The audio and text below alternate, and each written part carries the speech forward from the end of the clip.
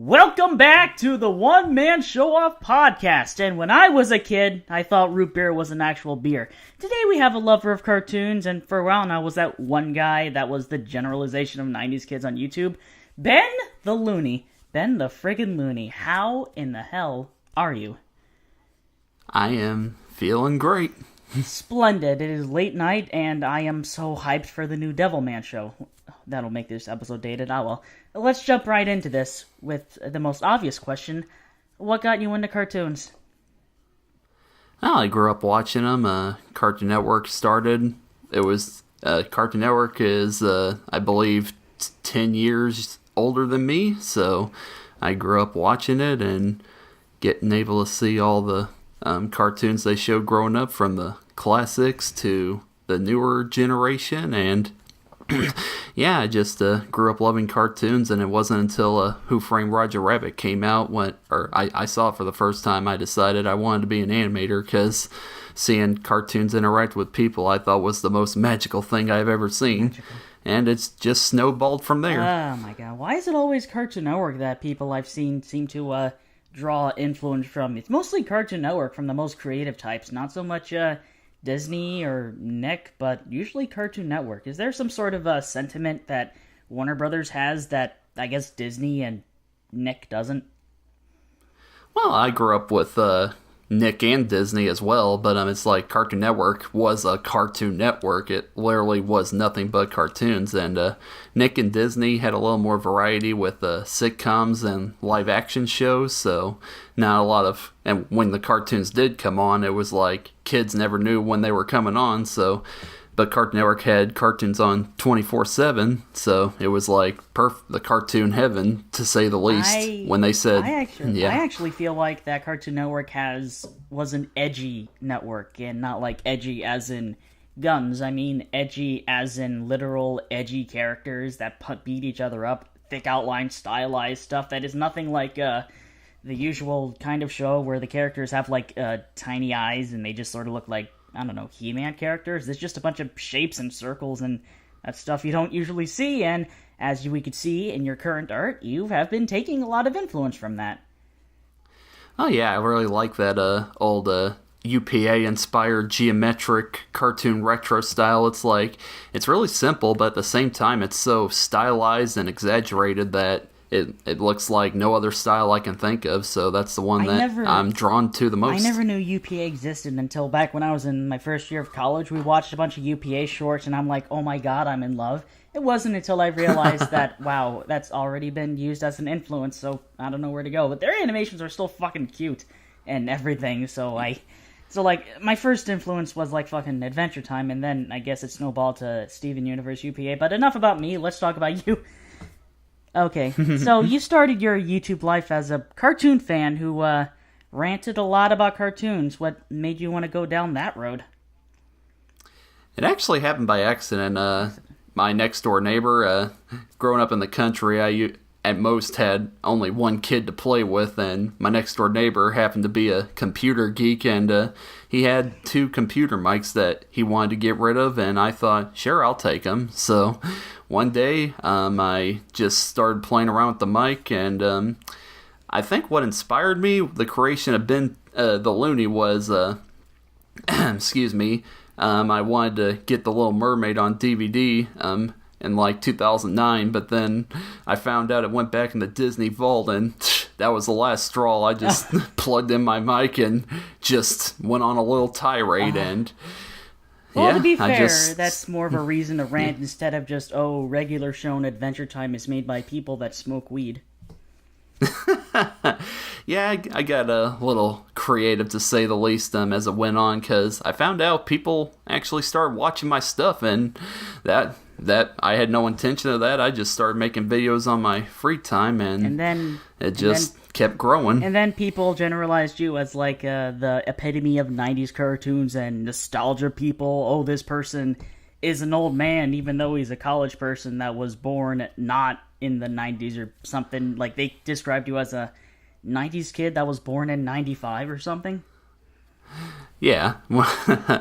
Yeah, the more I thought about it and the more I got older, the more I realized I'm actually a millennial 2000s kid, and yeah, I have more fond memories of the early 2000s than I did the 90s. I still remember that commentary on Dead on You where I tried to be really funny and I made fun of your art and I was talking about how like, oh, Shrek, and that's why Shrek is a bad movie because you hated CG.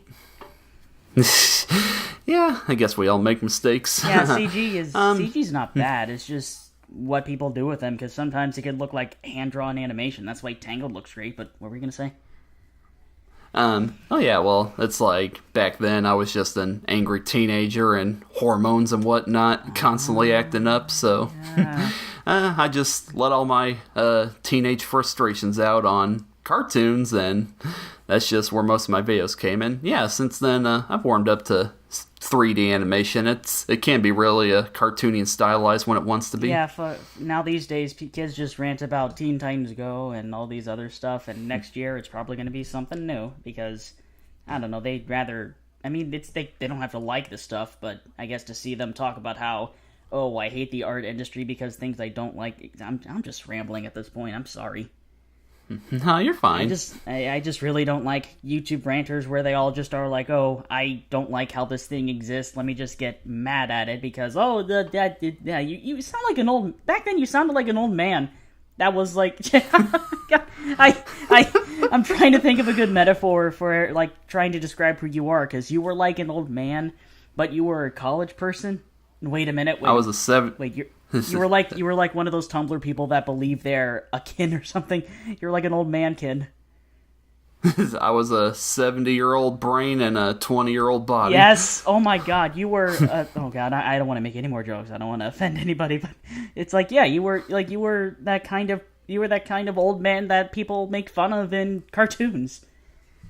Yeah, pretty much. And back in my day, we had Ren and Stimpy. Back in my day, we had Looney Tunes. Back in my day, we had Gertie the dinosaur. When I was a kid, the cartoon characters barely moved, and they had to put text in front of their mouths to make them talk. Cartoon Network literally had a bumper making fun of that type of person that loves the old ink days. Oh yeah, the Wizzo cartoon. That was nice. Yeah, he was a parody of the Fleshers' Coco the Clown. Coco, oh my God. Gertie the Dinosaur reboot when? I don't even know how that would go. I think Sony's gonna work on it for like 4 years, and then they're gonna cancel it to make the Snapchat movie. Oh my God, that sounds like a slasher. Whatever. Okay. What made you want to walk off of that road of ranting about cartoons, and what made you just want to just jump right into drawing? No, wait. What made you decide I'm reading off a script. Hopefully this doesn't get too weird. But what made you decide to get into drawing what you love instead of just ranting about cartoons all the damn time? Well, I think every creator can relate to this when they say that there comes to a point where you work on something for so long and you just want to expand your horizons and try out new things. And yeah, I just felt like I got to that point where I just ran out of things to say. And to be honest, the cartoons nowadays are much better than they were 10 years ago. So I just saw society was starting to go in a more positive direction. So I felt the time was right to just go and try new things, and which is why my last couple of rant videos I made last year mostly ranted on old stuff, like from back when I was growing up, because I found out that, hey, stuff from my generation sucked as well. Every stuff from any generation. People don't like stuff from every sort of generation. I think the reason why, I guess Cartoon Network 08 and 09 wasn't a bit of a rut because of CN Real. Yeah, it was a transitional period, and the only cartoons they had airing at that time were Chowder and Flapjack. That was about it. I like to believe that they decided to go that route because they wanted to use cartoon in a metaphoric sense, because the shows they were showing, the live-action stuff, were still crazy, and I guess cartoony in that sense that it wouldn't happen every day. I don't know. I was grasping for straws. I think they were just going through a period where all the old creators were leaving, and they had to find the new brand of creators to take over the network. It happens. Stuart Snyder fired everybody. Stuart Snyder, by the way, he looks like Patrick Warburton. He kind of does. Yeah. Like a old Patrick Warburton. Oh man, animation is so last year. It's like cartoons on Cartoon Network. What? I don't know. People hate him, and I'm just like, I don't know. I just, man, I don't care about a lot of things except for stuff that a lot of people don't talk about. So I guess that in turn makes me like something. Anyway, I guess I asked you a question, and we answered both, and you answered the next one. So let's. Can we talk about college for a bit? Because we both went to art schools. I went for 1 year. You went the whole year. So I just wanted to talk. I guess we wanted to talk about our, experiences there. Because, what art college did you go to? The Illinois Institute of Art in Schaumburg, Schaumburg, okay. So I used to go to SVA for my first year in college, and for the rest of my years, I am going to a university in my state home. In SVA, I learned animation. In my state college, I'm learning comics, and I feel like comics will be a much better future for me because you can draw stuff.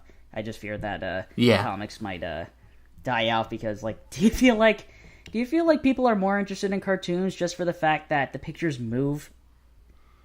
I mean, I think they don't. They don't like comics because the pictures don't move, and they just like cartoons just because the pictures move. I don't think that's entirely true. A lot of comics have stood the test of time, like the Peanuts lasted over 50 years, and look at Garfield, that started in 78 and it's still going strong. So I think any medium that's creative has the potential to last a long time and grasp as many viewers as possible as long as it's appealing and has great characters, great storylines. So I wouldn't exactly say comics are more popular or anime. I wouldn't say cartoons are more popular than comics or vice versa. It's just one of those things where every form of media has the potential to be popular and whatnot. Like a lot of my inspirations for and my sense of humor and whatnot are comics. Like The Far Side is my favorite comic strip of all time, and it never bothered me the characters weren't moving or anything. I just liked the jokes, and I think the fact that a lot of comics are able to tell jokes in single panels or 3 panels or 6 panels is incredible. It's that takes a lot of talent. To be fair, Peanuts and Garfield mainly got popular because of their TV shows and specials. So I guess you're right in a sense that they became popular because of their clever the comics were. But I think it seems that a lot of our childhood seems to stem from the shows we watch from them. Yeah, it's a fair point because we're watching. I think more kids are watching TV before they start reading because I didn't learn how to read until I was 7 or 8 years old. But Calvin and Hobbes still has their audience even when the comic is done. Oh yeah, most definitely, and I'm amazed that Bill Watterson was such a perfectionist that after he finished it, he just went into hiding or he just up and quit. He's like, I can't top myself, and he didn't try. He doesn't want to brand like Peanuts and Garfield, and I think that's good on him because it would be, I don't know, his comic would turn into a meme like Peanuts and Garfield. Yeah. Garfield is a meme now. Have you ever seen Lasagna Cat? Is that the poorly animated video where John is yelling at Garfield? No. Lasagna Cat is the live-action adaptation where they adapt the comics and then they have a long-ass skit based off the comic where it's over the top and crazy. I'll have to find that sometime. They did one on when Garfield took John's pipe, and then it's cut to some dude talking about the meaning of life from that comic. It's over an hour long. Oh my god! I don't know. I like the Garfield parody comics. I think those are really funny. Uh-huh. Some other guy did a parody where it's an anime JoJo Bizarre Adventure type of Fist of the North Star type of story where the art is very manly and it's very over the top and crazy. I love it. Yeah. But kudos to Mr. Watterson. Gumball Watterson for not turning Calvin and Hobbes into a meme. Then again, I think Calvin and Hobbes is it? It's funny, so I guess no one wants to... So yeah, I guess comics really aren't dying. They're just hanging out because, like... I wouldn't say they're exactly dying, but I would say that the medium is changing. Like, newspapers are dying out, so I could see why people would think comics are dying out, but it's like, newspapers are only dying because people are going online to get their news, so they're going online to get their comics. People love manga, but do you think people love manga just because they love the whole fact that it's comics from Japan? I don't know. You're a manga guy. You tell me. I feel like it's I feel like it's from the fact that either it's the fact from Japan or it looks anime. People like anime. So I think either. I think manga's popular just because of its imports and the fact that the kind of stories they tell are very appealing to. Like, have you seen fans of Shonen Jump manga? They're crazy. I guess you could say manga is newspaper comics for hipsters. Well, they have compilation books with Shonen Jump, Weekly Shonen Jump, that releases weekly chapters of their manga, so I guess it's sort of newspaper. No, it's not newspaper, because they don't really talk about the news. I mean, I guess... yeah, comics aren't dying, that's good, but yeah, I'm doing comic books, and I think it's fun because you don't have to animate a bazillion pictures, and no, I don't know how to animate with motion tweens that much, because I'm such a traditionalist. I'm too much of a... I agree. Yeah, you are too? Yeah, it's like whenever I animated, I never use tweens, mostly because I hated how robotic the characters would look, so I just, I've always done every pose from start to finish. The frig is Loud House and Wander and the Mickey shorts looking so damn good?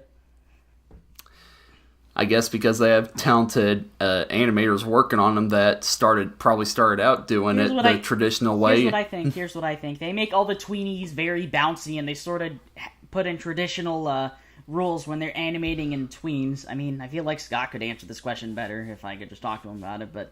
And by Scott, I mean SB99, the guy who animated the fucking Puberty House, which, by the way, I was in, and that video has over 2 million views. I'm quite the stud. Yeah, tween animation. It's cost effective, and I don't hate it. It's just I don't know how to do it, so I just stick traditionally, and I think that's kind of rough because have you ever been in Flash and you try to ink something and then you try to color, like you ink and color, but it's on different layers, and I don't know, why is that troubling? Well, I usually tried to keep track of where my layers were at, and I think my biggest problem with animating in Flash was when I wanted to color something was I would try to fill it in and it wouldn't work because if there's just one pixel block that's open in a whole line art, you have to look for it and then fill it in just so you could fill it in with color. That was always my biggest problem. Yeah, well, luckily they have a setting in Flash where you can leave lines open and you can still color it in. Huh.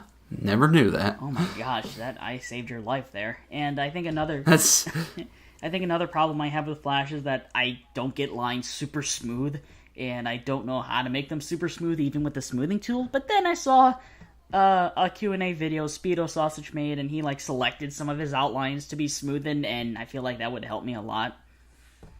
Yeah, I could definitely use that. Paint Tool Sai has spoiled me with its smooth lines. Oh my god. I feel like as the days goes by, my outlines sort of feel, I don't know, I want to try to get all messy. Oh, it's just a beauty to seeing a drawing of the stages of it from sketch to its finalization, and just a beauty to seeing that process. I never really had much of a problem where I sketch something and then I outline it and then I remove the sketch and I end up hating it yet. I've had that problem a lot. When I did my drawings recently, I would do my line art and then remove the sketch, and the line art just looks all messed up. It freaked me out. So funny. We make the funny voices while we play the funny games, even though you don't play games anymore. Yeah, it just got to the point where I keep the sketches for all my drawings, and that actually helps because there'd be times where if I need to color in something white, like the eyes or the teeth, seeing the sketch layer under it helps me to remember, oh, I gotta color the eyes and the teeth. I lower the opacity on the sketch, and you do that too, of course. Do you? Yeah. Okay. Ah, crap. Getting back to college, my college experience. Yeah, I was gonna say. No, please. I hope you didn't fine. forget about that. The more stuff we talk about, the better. Going back to college for a bit, my experience was amazing. I got to be taught by people who worked in the industries, some of which also knew other people that I knew of, and I met some really talented classmates, most of which were kind of SJW, but they were the kind where they don't, lock you out because you're white, because they're white, and they're the kind of people that are they really don't like sexualized women, but they won't hate you for it. So, oh, that's cool. Yeah, it's like nothing that the straw man online portrays. Mm-hmm. So that's good. This one time before animation class started, one of the students thought it would be hilarious to just fill the projector with Pepe's, the frog. It was just whatever. How come no one made Pepe a Pepe frog of Pepe Le Pew? I don't know. And for that matter, I guess she should be the first. Yeah, and for that matter, how come no one made Sylvester Stallone say "suffering succotash"? Because you came up with it first, man. I guess. And Jerry Seinfeld should be Jerry the Mouse, and Patrick Warburton should be Patrick, and what's next? And Arnold Schwarzenegger should be Hey Arnold. Yeah. Sure. What about you? Is there any what did your teachers do? Did they have any experience in the industry? Well, you're gonna hear a lesson. Any young kids watching this, if you're gonna go to a school, well, I probably shouldn't say this because your SVA is a for-profit school, but it's like one of the best animation schools in the country, so I guess they're not all like this, but I went to a for-profit school, and it showed. Most of the teachers there just did not give a crap, and in terms of experience in the industry, one of my teachers' claim to fame was he did the opening animation for the Chicago Bulls. That's his claim to fame. Huh. So, man, what? And then this is the same teacher who also spent most of his time sleeping with students than teaching them. Wow. Yeah, it got flat out soap opera. That's more bull than the Chicago's Bulls. Man, I am such a privileged cis white male because my teachers included people that worked on Disney and MTV. You lucky dog. Fun fact, one of them was also a fucking thesis advisor for Curbifer. And that man was... For what? One of them was the thesis advisor for YouTube user Curbifer. Oh, okay. And he was a madman who loved Carrie, and he taught me how to make stuff memorable, and I guess that was a precursor to inspiring my philosophy of being memorable. Oh, that's cool. Yeah, Carrie is memorable for a good reason, and it's not just because it's super cheesy, it's because it's one of the first of its kind, and it just ahead of the time? Yeah. So, but I wouldn't say that all my teachers were bad per se. There were some there that really did care about the students and would go out of their way to help you out. But it's just the classes they had us learning were such bull crap. It was like I only had 3 classes where we did any 2D animation. In one class, I had to beg the teacher to let me do it because it was a studio class. I got to choose what animated short I made.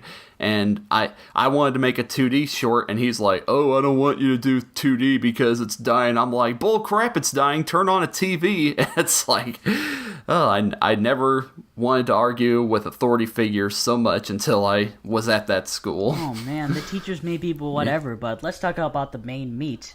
Literally, the main meat. The cafe. How was your cafe? What cafe? Oh, God! We had snack machines. That was our cafe. Holy shit. I mean, dude, this school was only 4 floors high, and by my last year, we only had 3 floors to work with, and one of them is the first floor entrance. All that was down there was the student lounge and the stinking financial aid office. Oh That's God. it. I mean, our school. Our school never didn't have any cafes because it was in New York City. However, there were a bunch of McDonald's and 7-Eleven nearby, and a bunch of food places. Oh, that's nice. So yeah, that's nice.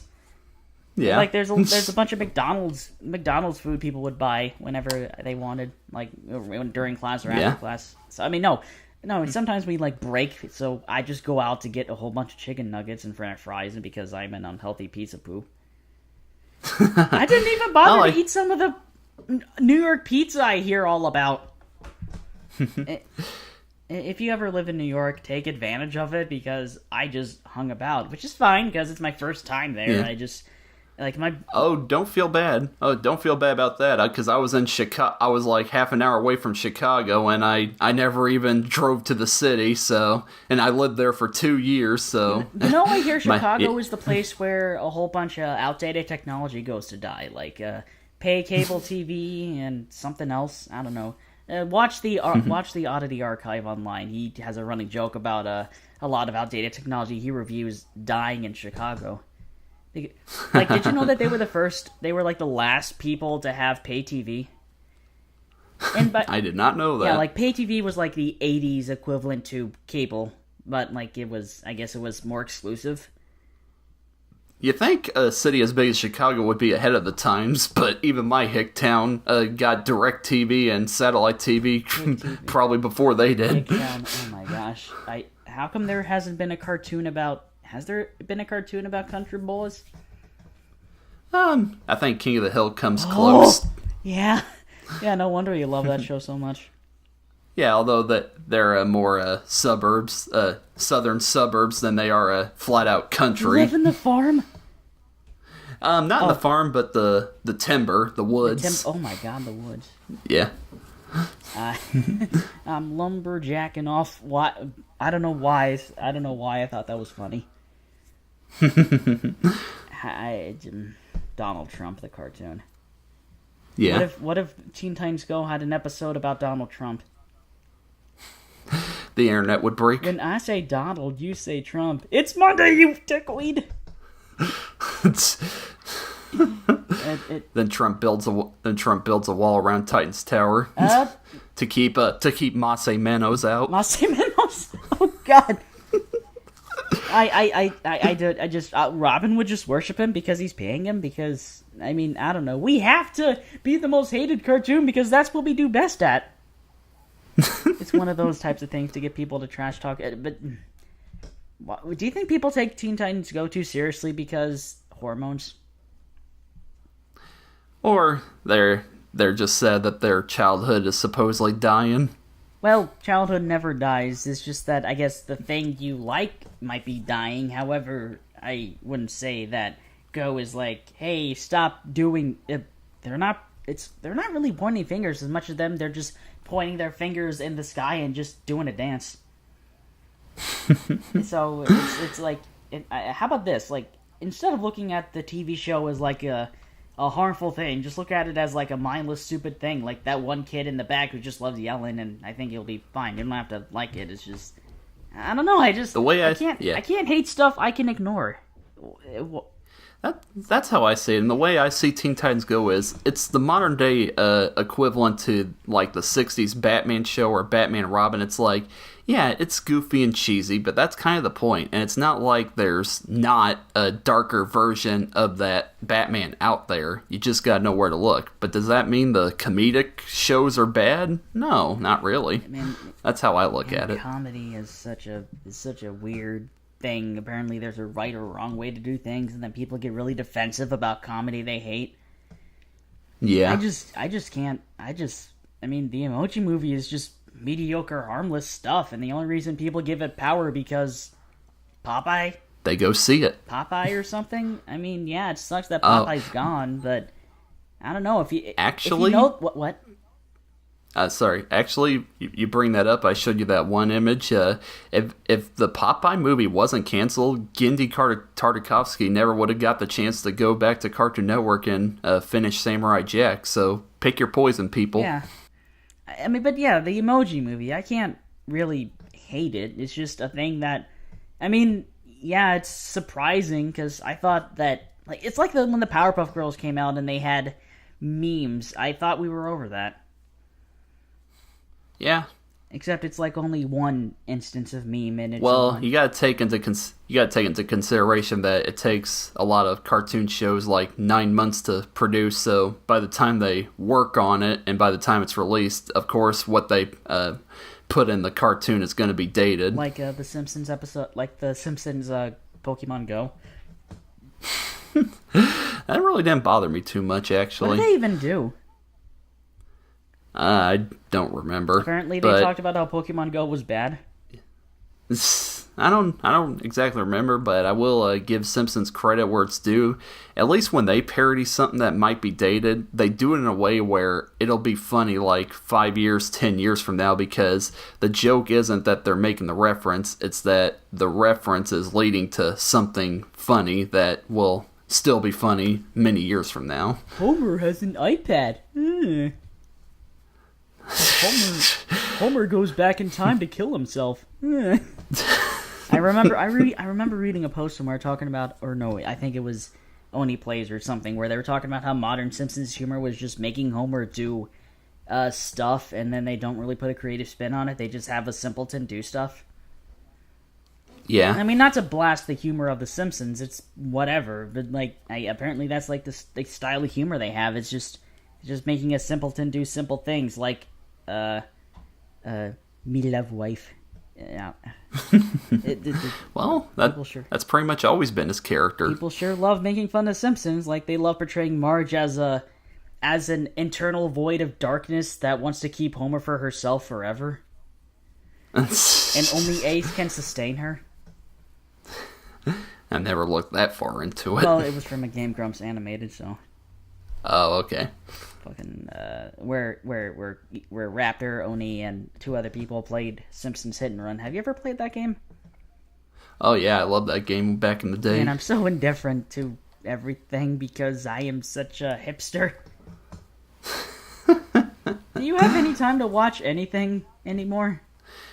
Oh, of course I do. It's just barely. It's like, see, I'm such a workaholic. I've gotten to that age where if I'm not drawing or I'm not making a video or just basically being creative, I feel like I'm wasting my time. I that's just how I am. It's like if I don't do stuff, I'm not happy, and so I do try to watch things from time to time, and yeah, I enjoy what I see, but I just don't have as much time to watch stuff as I used to. I got an adult, to say the least. I, for some reason, feel very tight. I don't feel like I have to work on anything, and I love relaxing, so I don't really feel lazy. I mean, I feel like I have to do something because I want to do something, but I still feel super relaxed. I think the part that really motivates me to do more is the fact that no one else is going to do stuff, so I might as well do it. Like, no one drew hate art of Popeye beating up the meh emoji, so I might as well do it. Clever. And, and now I was mentioned on the TV Tropes page of the Emoji wow, Movie. that's so cool. Yes. I don't know, I've always associated TV Tropes with the This Troper series, and for those that don't know, This Troper was, I guess, this forum thing that TV Tropes had where they talk about stuff. It was their own forum, and some of the stuff they would say, oh my god! Just oh my god. It was a very, it was fucking bizarre. And they thought they were better than everyone else because, they, I guess, like certain shows that other people didn't. But whatever. TV Tropes is a thing that exists, but I don't want to believe that, that's the thing. I don't like, trying to associate tropes and generalizations, or, like, don't you hate it in a review where they, like, where they talk about cliches and how everything is a cliche and a thing, therefore it sucks? I do hate that mentality where people think that just because something has been done before, that automatically means it's bad. It's like, true, basically I've looked it up, that there's only like 7 different stories that can be told, but what sets media apart from those stories is how they're able to put a spin on it, a creative spin. But to me, generally, if the characters and the humor is unique, that's usually what pulls me in. Well, oh my god, I don't like criticizing cliches and tropes, because you might as well criticize your friend for not having a deep enough backstory. Yeah, I see where you're coming from. I mean, I get that real life and fiction are different, but with fiction, you're just stalking the life of a person. I see my characters, when I create them, as like people. I don't try to make character arcs, character arcs, that's whatever, but like, there's like a map character arc of like, the people put so much effort into this, that, and happens, and it's just like, I just make people do stuff. And then they change over time and learn a thing or two just to make the story interesting, because the character changes. I don't want to have to obsess over the intricate details of the character. I don't know what I'm talking about.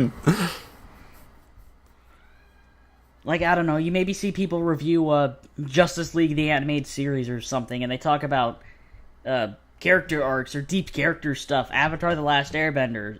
I don't know. Have you seen reviews of those shows where they talk about the mechanics of character development? I rarely actually look up reviews of cartoon shows I like, mostly because while I like hearing other people, I mostly like hearing my friends' opinions on shows I like, because they're my friends and they're personal to me, so their opinions matter. Dude, same. I want to force people to watch Devilman and stuff against their... No, I'm kidding. I want to make people watch the stuff I love and see what they think, because some of the stuff I like, I believe, seem to be very unconventional. And that's probably why I love them, because they're nothing like anything else. I mean, I don't think there's ever a hero like Devilman, because he embodies evil to combat evil, and I don't know if anyone can really get into that unless you are like a girl who loves gay stuff. Because Devilman is pretty homoerotic. Yeah. Because, like, in the original manga, his best friend is probably the gayest person ever. Go Nagai was very progressive. He legitimately was very progressive. I mean, I guess, but he does a lot of his stuff was basically pornography. I could go into detail, but I think I'll just show you video reviews. I hardly watch any reviews online, because most of the time it's just people hyper-centralizing stuff like, oh, this thing is gonna do bad. I don't give a shit. I'd rather people just talk about stuff, because you're not trying to make people smarter by telling them to not see the Emoji Movie. You're just talking about stuff and why you like him and why you don't like him. Let me give a quick shout out to the Anime Hero and Mr. Captain Falcon. I don't know, Mr. Falcon Punch. Yeah, Mr. Falcon Punch. 996. Those are reviewers I really like, because they don't hyper-centralize and they just talk about stuff. And Ben, you too. You are a good reviewer now, because you just talk about stuff. You get into detail on why you like something. You don't get into detail about how this thing is ruining something or whatever. You just talk about it, and that's what I like about your top 10 videos and your current videos where you talk about stuff. I legitimately hope you go back to making reviews I'm again, actually planning on it. In between doing artist spotlights, I've actually been wanting to do reviews of... I have an idea, because... you see the same reviews for, like, the same movie over and over again. It gets tiring, so I'm thinking about doing reviews of more obscure movies and more obscure cartoons to give them more attention, and just to give people a breath of fresh air to find something new. Please review Re-Cutie Honey, because the reviews on that show are just so... I mean, it's 3 episodes long, and there's, like, hardly any good reviews on that thing. Well, maybe I'll find time to review a 3-episode show sometime. Yeah. Yeah, it won't be that short. And by the way, it's by Gainax, so it's gonna feel just like FLCL and Gurren Lagann. Yeah, I like that. I love the Western-inspired anime, the trigger animation and Guy Neck stuff. And because it's so cartoony, and I grew up with cartoons, that hits me right to the heart. Same. I love that stuff too, but I actually saw the first episode of Witch Academia on Netflix, and I wasn't too impressed. Probably because the story was. Yeah, it takes a while to get going. Maybe I just didn't like the bullies at the beginning because they were just so generic and they obviously voted for Trump. Just well, to be fair, the show doesn't focus on them too much. It's mostly about Akko, Susie, and Lotte, and there's actually an episode later on where Akko goes into Susie's head, and it is literally one of the funniest things I've ever seen. Like, Susie's head is so insane. Like, all these personalities have Susie's face, and it's incredible. So it's like that episode of Teen Titans where they found all the personalities. Yeah, but a million times better. Yeah. Oh, Jesus Christ! It's not like there's only a few characters. It's not like there's like several people. There's like a bajillion. Oh my God! Yes, like there's a scene where it's a courtroom and Judge Susie is sentencing all these other Susies to death. Like, I'm the Susie that's obsessed with cats. Death. I'm the Susie that's obsessed with West Coast celebrities. Death. West like, Coast I think they meant like California or like LA celebrities. That is so specific and humor that I would see in Inferno Cop. Speaking of which, I'm happy that show's coming back. I wish it would be on Adult Swim. Oh well. What were we talking about?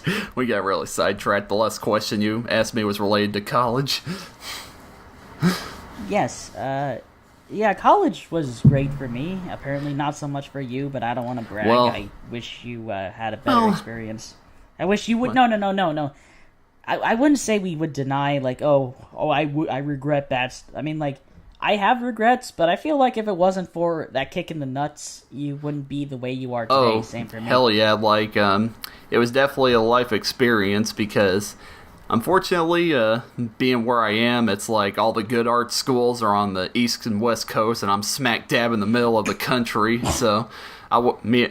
You have no beach. Me and my family wouldn't have been able for me to afford moving that far away, so I had to settle with what I had, and unfortunately that was the best I can do. But yeah, I don't regret it. I wish it didn't take such a damper on our bank accounts, but at the same time it was a good learning experience. I met some friends. I discovered what I really wanted to do with my life, and yeah, it definitely built some character.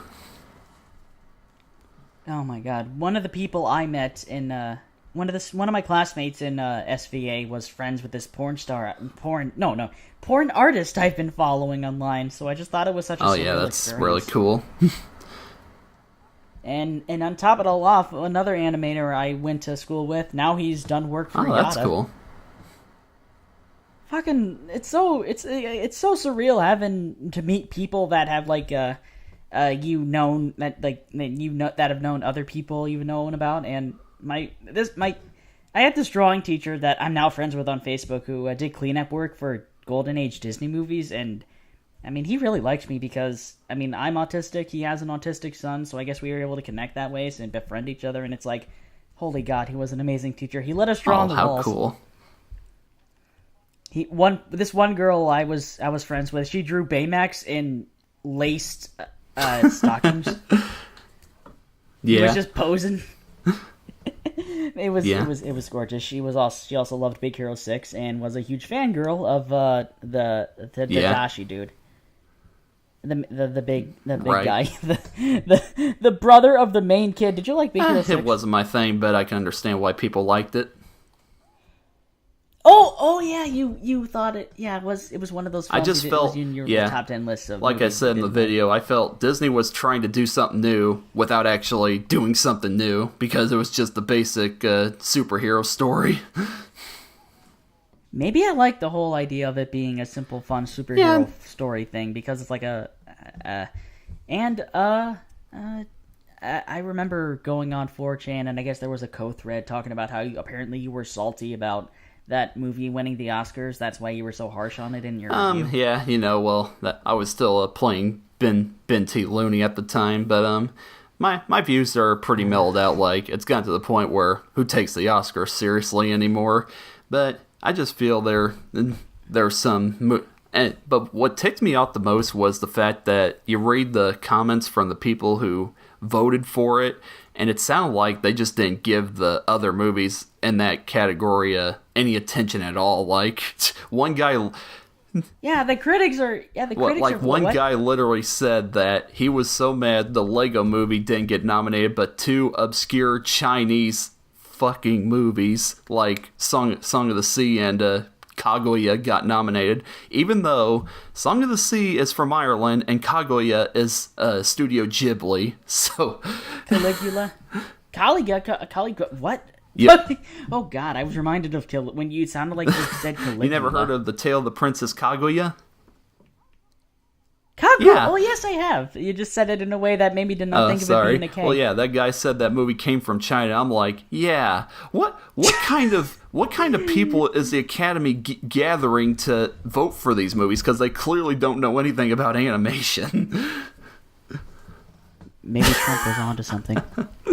If these people are getting all these animated movies from China. So it winning wasn't what bothered me the most. It was just the sheer lack of respect for the other movies that the Academy gave. So it was at that moment. Yeah, critics are just whatever. But the critics that a lot of people seem to listen to are the ones like Jesus Christ himself, nostalgia critic.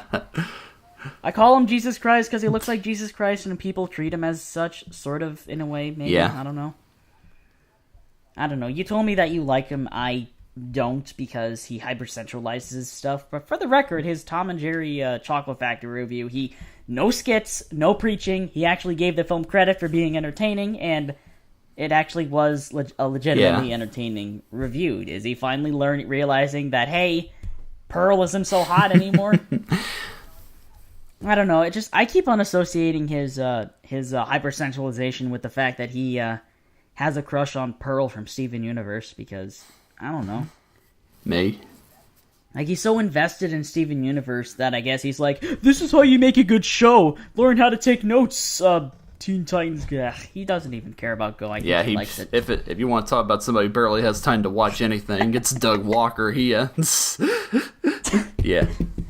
You know what'd be funny? If Doug actually made a video, like, as NC, saying, I get requests to do Go all the time, and I don't even care for it, so fine. Just because I wanna appeal to YouTube's algorithm, I'll just make a video about Go, and he just talks about the show, and it's like, this is what people are getting mad at?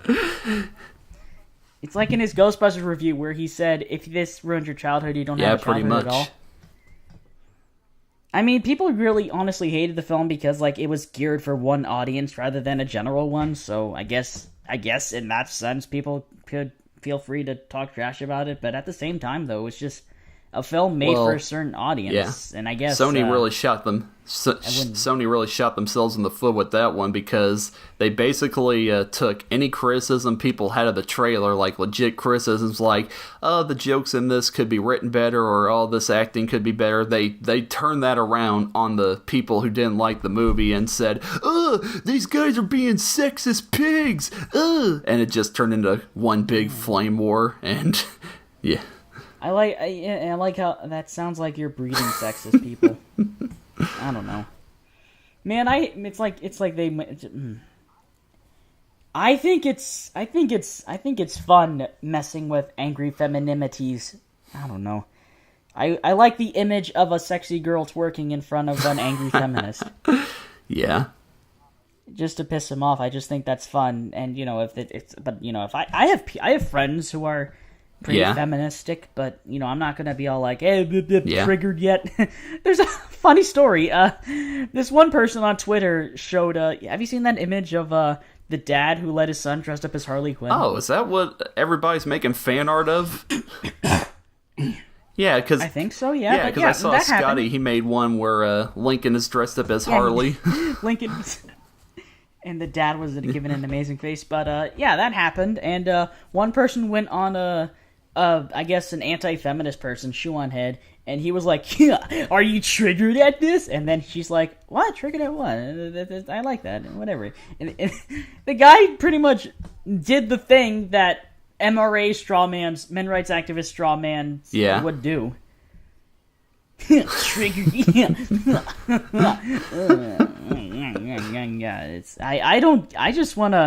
I just want to sit back, relax, and masturbate to my cartoon furry porn. That's the spirit. I don't want to watch. I'd rather see. I